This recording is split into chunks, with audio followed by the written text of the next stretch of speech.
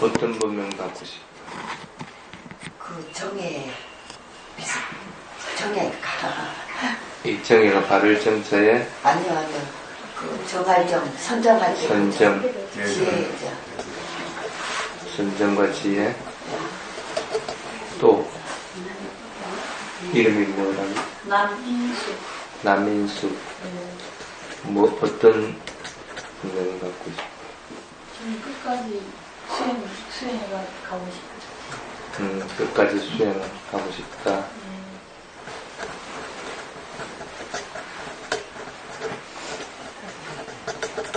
또 사병에 어떤 법명 받고 싶어? 저는 치유자의 병명을 받고 싶습니다. 예? 치유의 병. 치유. 예. 질병이 있어요? 저는 마음의 상처가 많아서 이렇게 그 치유를 하고 싶고 또 치유를 주고 싶어서 치유의 병명을 받고 싶습니다. 그 법명으로 치유가 되면 참 좋겠는데. 네. 또 그리고 알지어님은 산부에 대한 이름이 뭐라고요? 송갑선. 송갑선. 뭐 예. 어떤 분인가? 제가 대신해 될까요? 예. 이번 생에 산부에 대한 그 믿음을 갖고 그 불제자로서 그 이제 살아갈 수 있도록 그렇게 해서 하겠습니다. 예. 또 저는 사공영민. 예.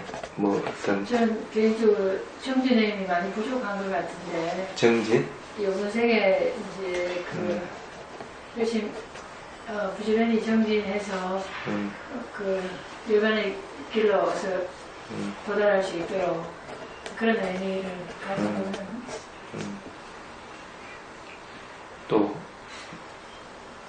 다예요? 6분이었던 것 같은데 7분인데 최원현님하고 해숙 씨하고 두 분. 한혜숙 씨. 예. 알았어. 근데 그 한혜숙 씨라고 그러시는 분 안 그래도 13일 날 여기서 소개를 못하고 까티나 축제 날 했으면 하시더라고요. 한혜숙. 네네. 그렇게. 네네. 같이.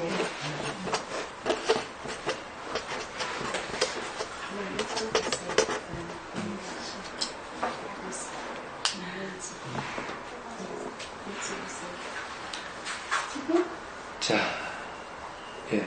선생님, 저는 여기 온 지 지금 딱 2번째인데요. 예. 저도 수계라고 그랬어요. 네. 수계를 받을 수 있을까요? 너무 날로 먹어요. 어떻게 해야 돼? 요즘 어른도 아시네. 날로 먹는 날로 먹고 뒤에 익히 먹으면 되는 거잖아. 참 좋네. 그럼 그렇게 할까요? 그러면 나중에 이름이 뭐라고요? 저는 김경숙입니다. 나중에 생년월일하고 주소하고 적어주시고 네. 어떤 법명을 받고 싶어요? 저도 저는 안 태어나고 싶어요.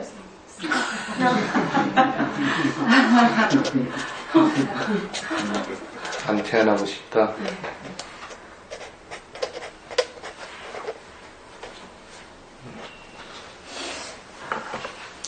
그러면 뭐 아란이 되는 수밖에 없지. 네. 자, 오늘 이렇게 브레인트물이 좀 많죠?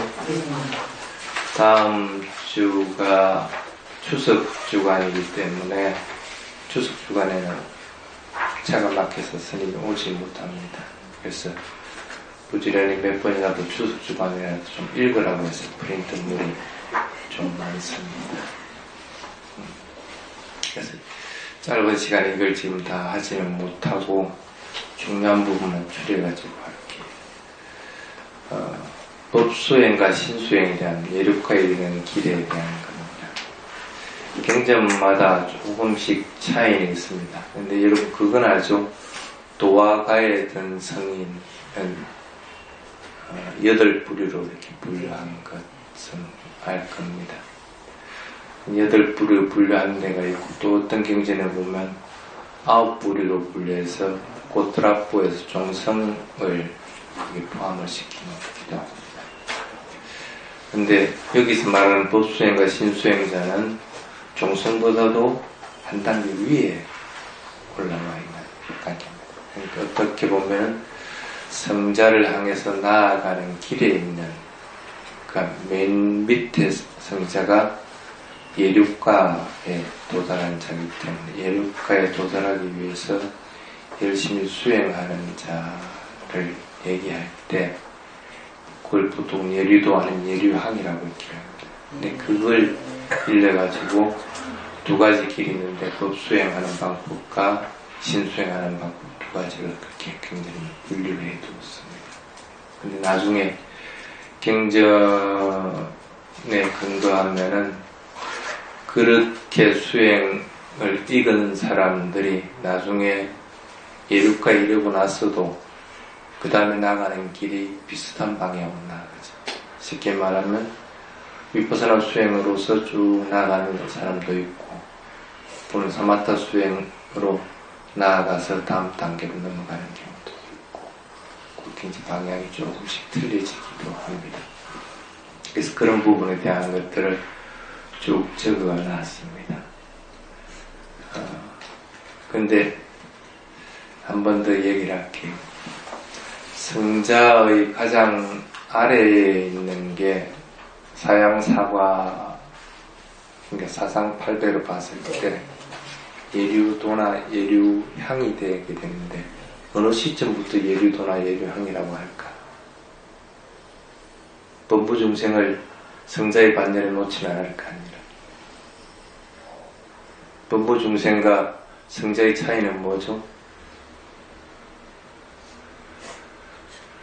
욕계의 마음으로 사는 것 경우 쉽게 말하면 우리 몸을 가지고 있는 보고 느끼고 맛보고 하는 감각기관으로 인해서 좋고 싫음으로 사는 것이 범부중생이라고 보면 되고 이 보고 듣고 맛보고 하더라도 그것으로 인해서 욕계의 마음이 나는 게 아니고 색계나 무색계의 마음 또는 그것으로 인해서 변하는 성품으로 보는 거예요.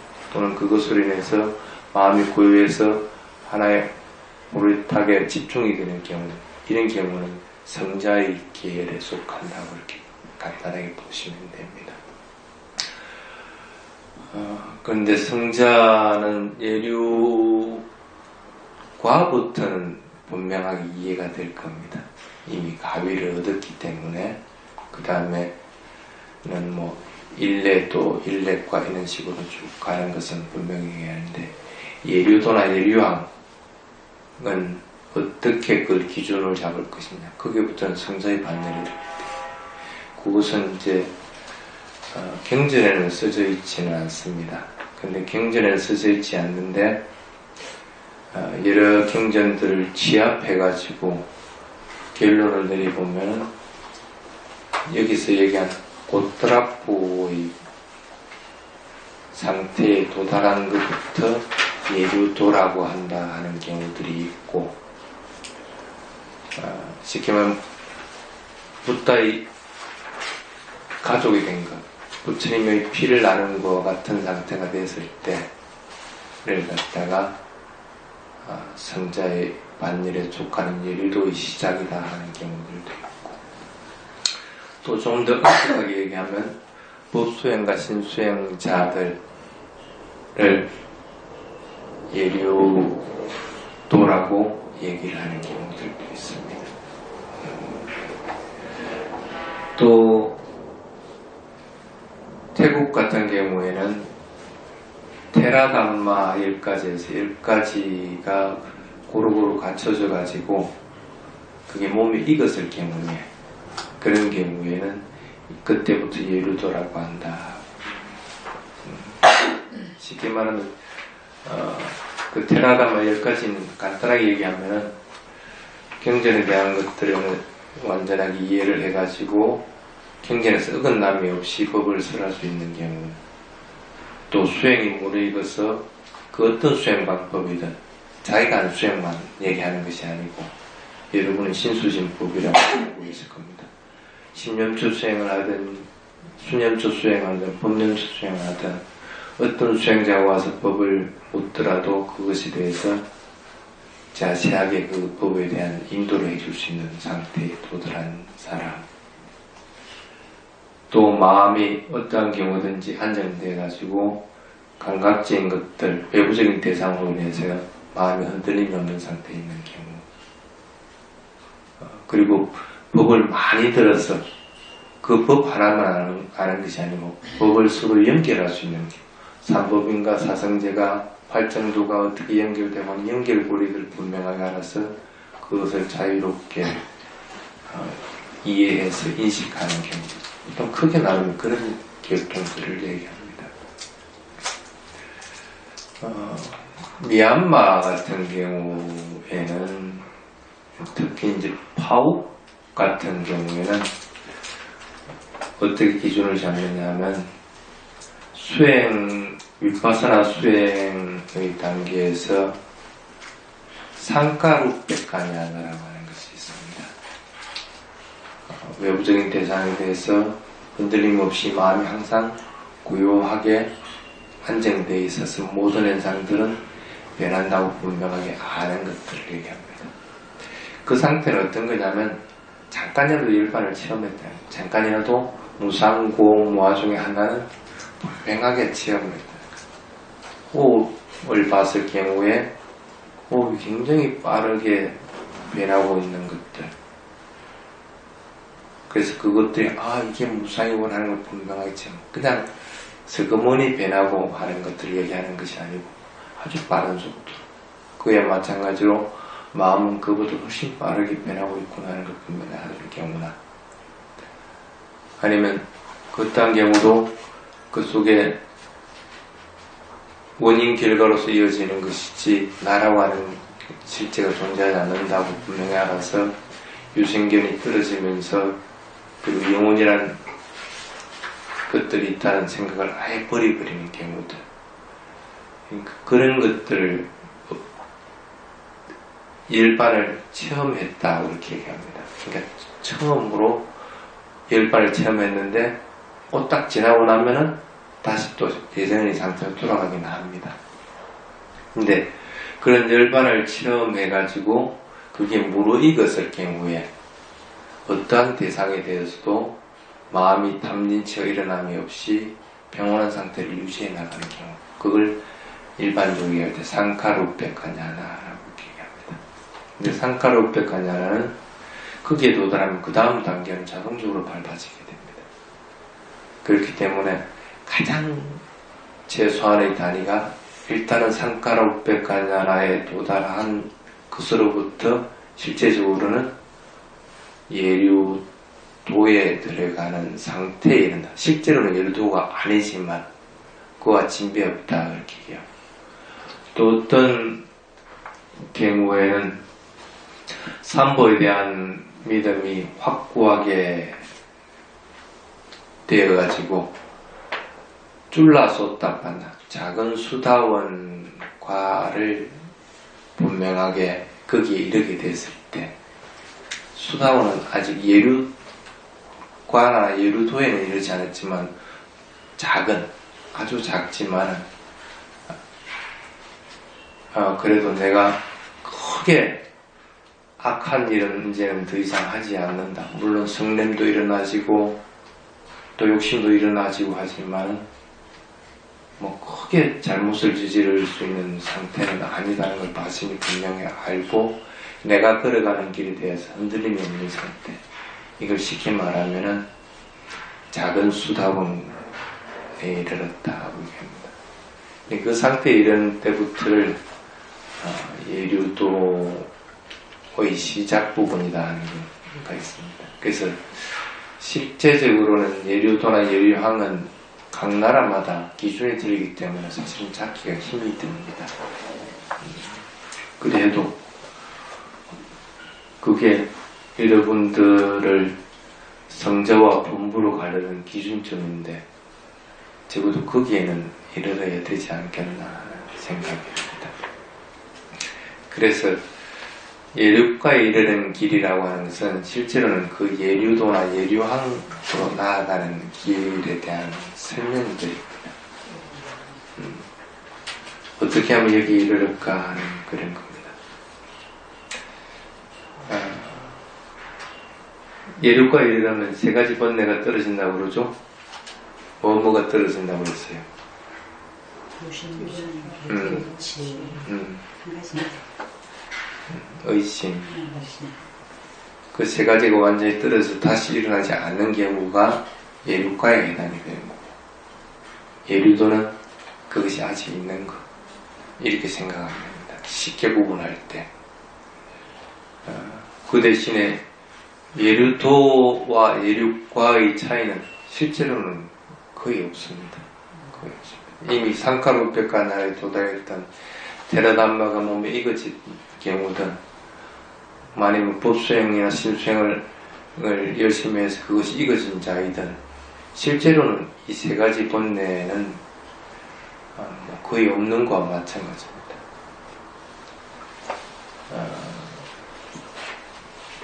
그런데 그것보다도 중요한 부분이 있습니다.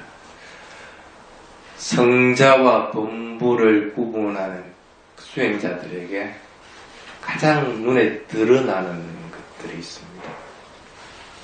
그게 뭐냐면 수행을 할 때 오력이 갖춰져 있느냐 없느냐 있잖아요. 오력은 여러분들 잘 알죠? 뭐가 있어요? 믿음, 예, 노력, 예. 개정해. 계정에 삿지라고. 예, 사띠 또 어쨌든 이걸 한번 읽어보십시오. 다섯 가지가 쉽게 말하는 집중하는 힘과 그 다음에 노력하는 힘이라고 하는 것들이 균형이 맞아지는 경우, 어떨 때 내가 집중을 해야 되고 어떨 때 더욱더 노력을 해야 되는지 분명하게 알아서 그것들을 균형을 맞추어서 이 오력이 동반적으로 상승해 나가는 경우, 그래서 어떤 경우든지 수행에서 오력은 균형을 맞아지고 그 오력은 강도의 차이는 있지만 그것들이 없는 경우는 없는 상태. 이 상태가 본부와 성자를 구분할 수 있는 가장 중요한 포인트입니다. 두 번째가 뭐냐면 보통 여러분들 다섯 가지 장애하고 얘기를 하죠. 그 다섯 가지 장애가 수행상에서 아니면 일상생활에서 나타나느냐 안 나타나느냐, 그게 나타난다 할 것 같으면 아직 본부 중생인 것이고, 나타나지 않는다고 할 것 같으면 그것이 억눌려진 것이면 또 문제가 틀리지만 그렇지 않고 아예 나타나지 않는 상태에 이르렀다 할 것 같으면 이미 성자의 기회에 있던 상태를 보십니다. 구분하기 쉽죠? 그냥 이렇게 생각하면 됩니다.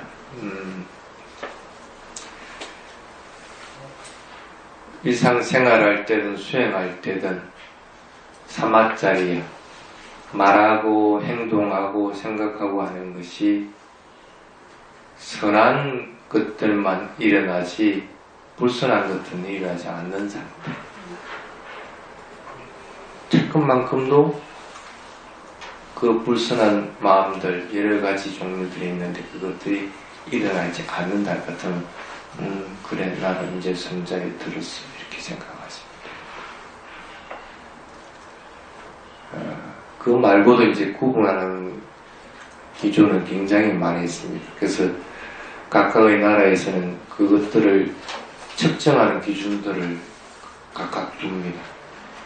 뭐 어떤 경우에는 뭐 질투하고 인색하는 것들이 일어나느냐 안 일어나느냐. 실제로는 예륙가하고는 관계없는 질투와 인색함이라는 것은 성냄의 영역에 속하는 것이기 때문에 예륙가에 도달하더라도 성냄은 항상 일어납니다. 그런데 그것이 남에게 영향을 줄 정도, 남에게 언짢고 싫음 가지고 그것들을 미운 마음이 일어나게끔 하는 것은 안 일어납니다. 그래서 엄밀하게 볼 것 같으면은 인색함과 질투라고 하는 것이 예력과하고는 관계없는 것처럼 보이는데 실제로는 측정하는 기준으로 삼기도 합니다. 그것들이 뭐 그거 말고도 여러 가지 방법으로 이렇게 측정을 하기도 합니다. 그것은 그분이 어떤 길을 걸어왔느냐, 쉽게 말하면 신수행을 해왔느냐, 법수행을 해왔느냐에 따라서 측정하는 방법이 조금씩 틀립니다. 여러분은 대부분은 법수행자라고 보면 됩니다. 부처님 가르침 듣고, 물론 스님을 통해서든 아니면 경전을 통해서든 그걸 듣고 엄마 좋은 거 이렇게 마음을 탁 먹고 그래 내가 저거 한번 따라 해봐야지 하면서 그대로 따라 하려고 하는 거예요. 그러면서 그렇게 따라 해보니까 진짜 부처님 말이 맞네. 그래 하니까 나에게는 성냄이나 질투 같은 거 일어나지 않고 그렇게 또 수행을 해보니까 그것들을 갖다가 제가 하는 방법도 알고 이런 식으로 계속 진행되게 나가는 거예요. 그걸 쉽게 말하면 법수행자라고 그렇게 보면 됩니다. 신수행자는 어떤 거냐 하면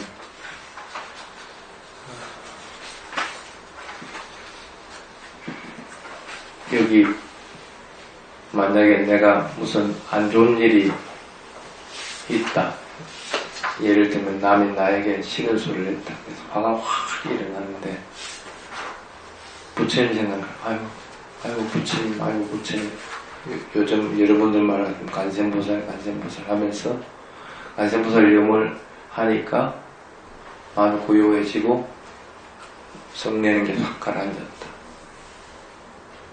그래서 어떠한 경우든지 싫은 마음이나 아니면 안 좋은 마음들이 날 것 같으면 그런 식으로 제거를 해나가게 되는 거예요. 그러다 보니까 부처님에 대한 믿음이 더욱더 강해지게 되는 거예요. 근데 그 방향으로 계속적으로 해나가는 경우를 갖다가 신수행자라고 이렇게 간단하게 보시면 됩니다. 부자의 경우는 드물죠? 아마 조금 드물 겁니다. 있는가? 있긴 하겠죠. 개중에. 그런데 그런 신수행자가 될 것 같으면 부처님에 대한 분명한 이해가 있어야 됩니다. 근데 여러분들은 부처님에 대해서 부처님 일택에는 이익을 쓸지 몰라도 부처님에 대해서 확고하게 믿음을 가지는 것은 사실은 힘이 듭니다. 언제든지 나는 부처님을 믿고 기독교를 믿을 수 있어. 또 나는 언제든지 여기 만냐보라 스님 버리고 다른 스님한테 갈 수가 있어. 나는 언제든지 대화바다 불교 버리고 대성불교 할 수 있어. 그럴 가능성은 단 몇 %씩은 다 존재하게 됩니다. 근데 그런 것들이 아예 차단돼 버리고 이 길에는 다른 길이 없다고 딱 확신이 들었을 때를 그러한 상태를 신수행자라고 해요. 그때 신수행자의 범위는 굉장히 넓죠. 법수행자도 마찬가지입니다. 법을 듣고 환희심을 일으켜서 그것에 따라서 실천하고 하지만 항상 그게 잘 되는 것은 아니죠. 그런데 진짜 잘 돼가지고 자연스럽게 내가 수행할 것 같으면 사티가 이루어지게 되고 자연스럽게 모든 대상들을 갖다 무상고 무아이성풍 볼 수 있게 되고, 이렇게 됐을 경우에는 그걸 법수행자다 이렇게 얘기합니다. 그래서 실제적으로는 법수행자와 신수행자가 성자의 기회를 들기 위해서는 이 마지막 단계에 이르렀을 때를 갖다가 얘기를 합니다. 그런데 그렇게 하기 위해서는 처음부터 법수행을 해야 되고 신수행을 해 나가야 됩니다. 그 길을 따라. 그래서 부처님이 그런 얘기를 합니다. 아란에 이르는 것은 한 번에 아란가에 이르는 것은 없다. 그리고 그래서 부처님이 경전에 뭐라고 하냐면 차례차례 배우고 차례차례 실천해서 차례차례로 그 도화가로 나아가는 것. 그래서 최고의 지혜를 그렇게 해야만 최고의 지혜를 완성한다 하고 경전에 써져 있습니다. 한 번에 확 다 이루어지면 참 여러분들이 과거 생에서 그래도 공덕들을 많이 쌓았거나 또 그런 조건들을 타고났든지 하겠지만 대부분은 그게 힘이 됩니다. 그래서 지금은 그런 그 장로 스님들 옛날에 스님이 공부할 때 그런 얘기가 있었어요. 이제는 부처님 당시 때같이 부처님 말씀 한번 다 듣고 수다원에 이르는 거 그거는 끝났다. 이미 끝났다. 끊임없이 듣고 끊임없이 반복해서 실천하고 해야만이 그것도 이 생에서 겨우 수다원에 이를 동 말동 그것도 사실은 힘들다 하고 이제 장로스님들 우스갯소리를 그렇게 해요. 근데 실제로 그렇습니다. 그렇기 때문에 끊임없이 해야 되는 것은 틀림없습니다. 단지 그게 법을 통해서 수행을 하는 것이든 믿음을 확보하기 위해서 수행하는 것이든 그 어떤 방법이든 그것들은 한 만큼의 이익은 틀림없이 있습니다. 한 만큼. 지금 현재 내가 서복 성자의 기회를 들지는 못했다 하더라도 한 만큼은 틀림없이 이익은 나에게 가져오게 된다는 것은 잊어버려서는 안 됩니다.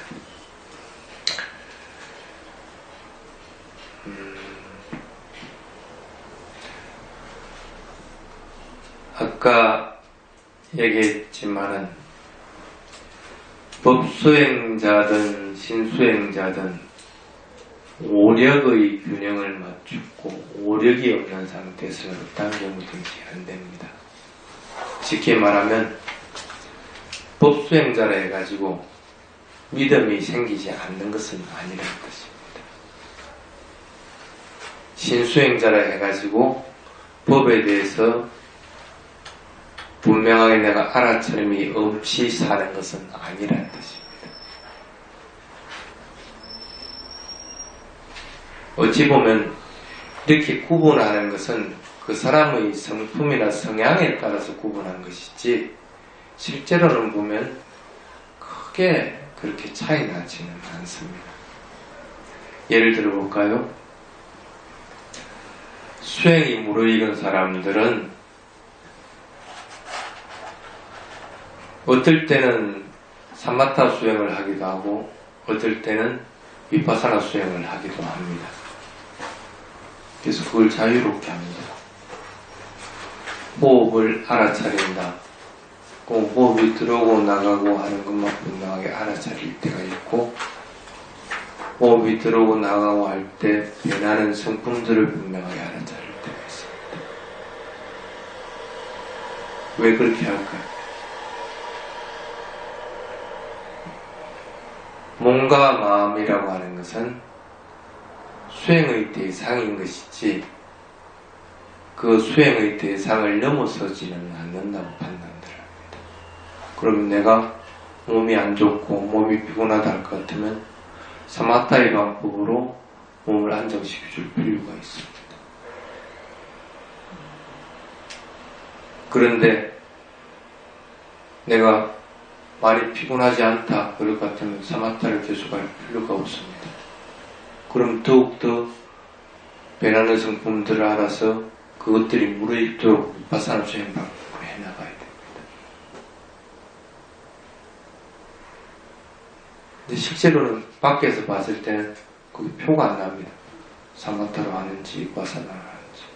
근데 본인은 분명히 그걸 합니다. 그래서 법 수행을 하는지 심 수행을 하는지는 그 사람이 본인이 분명하게 알지만은 실제로는 수행이 무르익으면 그것은 큰 의미는 없어지는 상태입니다. 단지 그게 법 수행을 하든 심 수행을 하든 그 수행은 욕계의 차원으로 하는 적은 없다는 것. 예를 들어 봅시다. 호흡을 들이쉬고 내쉬고 하고 있다. 그럼 들이쉬고 내쉬고 하는 걸 분명하게 알아차립니다.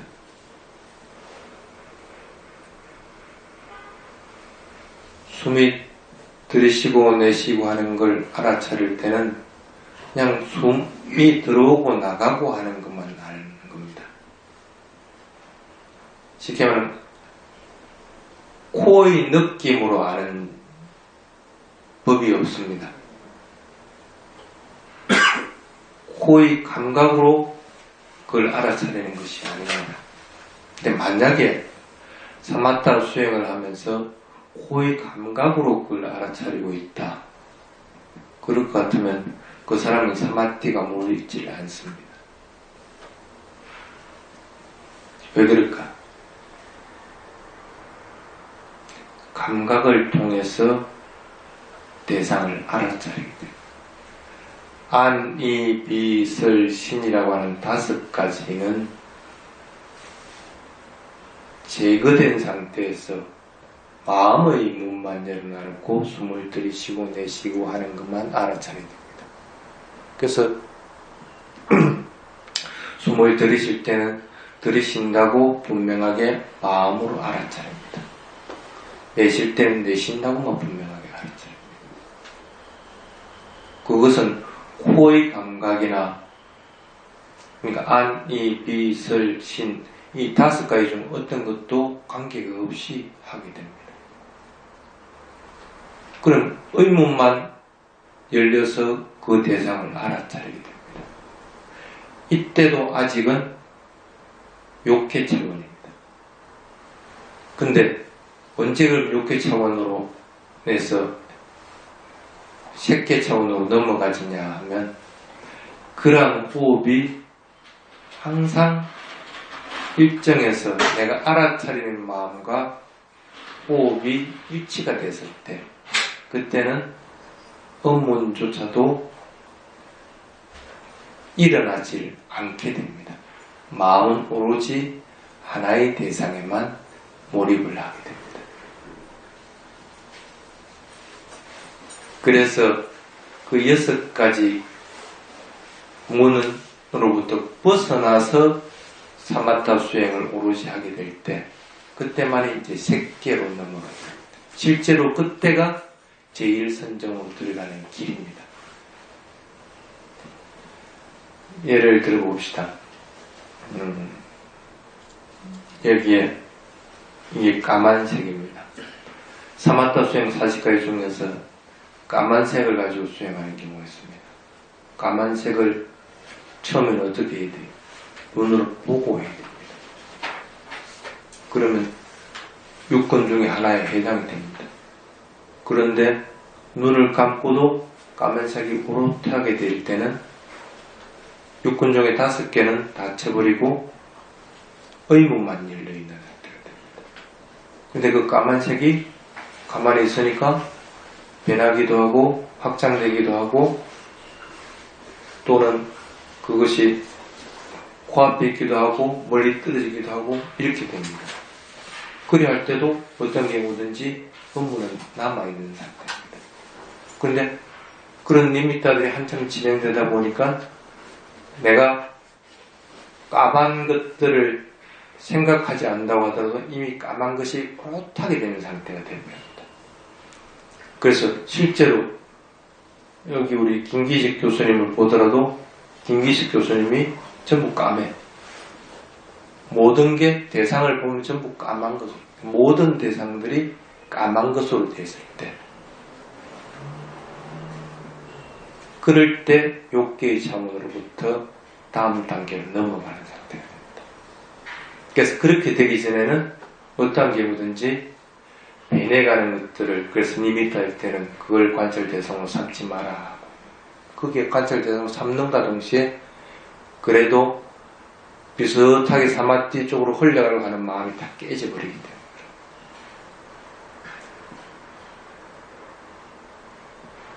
쉽게 말하면 부처님에 대해서 생각할 때도 꼭 마찬가지입니다. 처음에는 뭐 부처님 하겠지만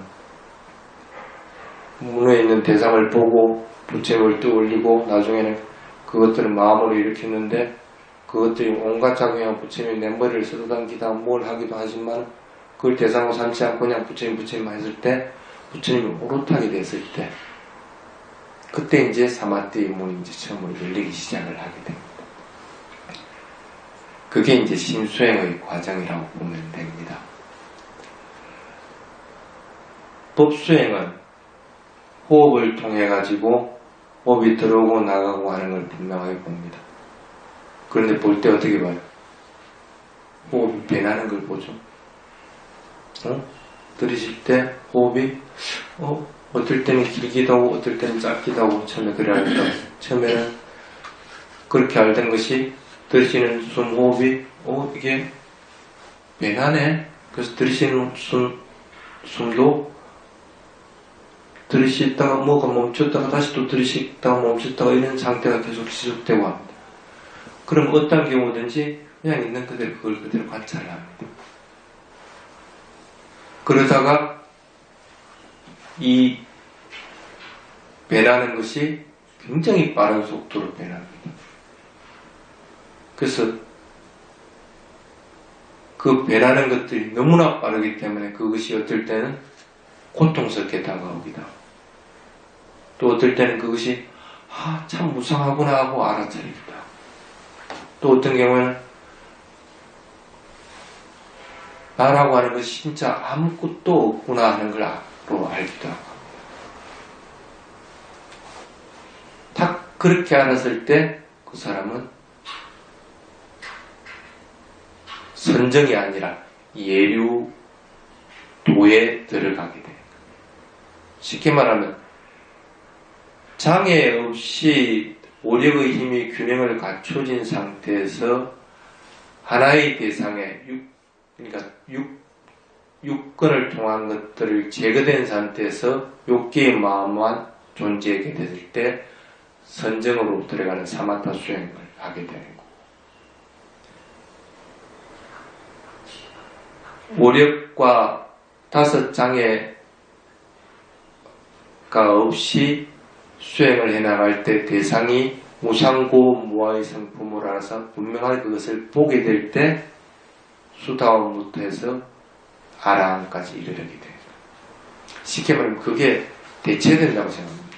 선정과 도화가 그렇게 대체된다고 생각합니다. 그래서 어떠한 경우든지 예륙과에 이르는 준비 과정은 사마타의 과정과 위파사나의 과정은 사실은 동일합니다.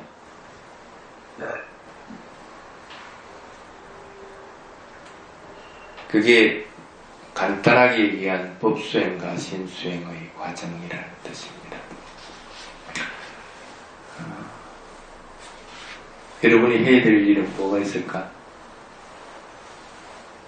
수행에서 균형을 맞추도록 할 것. 그리고 어떤 경우든지 장애는 반드시 제거를 하라. 그리고 강제로라도 아니면 억지로라도 삭지는 반드시 있도록 하라. 그게 여러분들이 도화가 이르는 길이다는 걸 잊어버렸으면 안 됩니다. 오늘 여기까지만 하도록 하겠습니다. 그래서 이번 교재를 천천히 읽으면서 물론 경전에 있는 것들을 추려가지고 했기 때문에 좀 딱딱하고 이해하기 어려운 부분들도 틀림없이 있을 겁니다. 그리고 여러분들이 아직은 이 과정에 이르지 않은 분들이 많기 때문에 어렵게 느끼실 수도 있을 겁니다. 그래도 수행해 나가는 데는 이게 길잡이가 여러분들에게 있으니까 자주 읽도록 그렇게 하시기 바랍니다. 자, 사두, 사두, 사두. 스님께 3배 예보이겠습니다.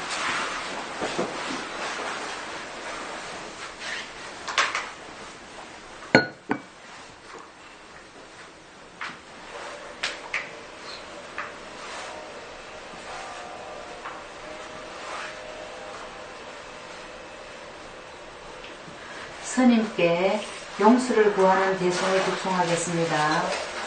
아자리에 빠마데라 그와라따이나 까따랑 쌍방 아빠라랑 하나두 노반때 존경하는 스님, 저희들이 다른 이들에게 조심성 없이 마음과 말과 몸으로 행한 모든 나쁜 일들을 참회합니다. 아함 카마메 두메 비메 까미타팡. 스님은 여러분의 잘못을 용서합니다. 그러니 여러분도 스님의 잘못을 용서하십시오. 카마마마테 존경하는 스님, 저희들도 스님의 잘못을 용서합니다.